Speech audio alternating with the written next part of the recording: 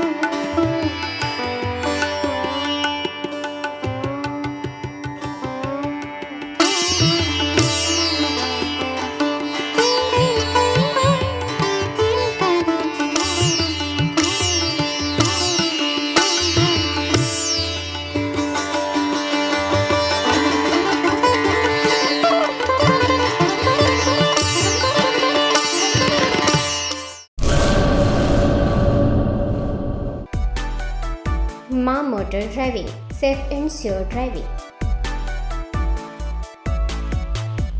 Driving એ શોખ સાથે આપની મોટી જવાબદારી પણ છે.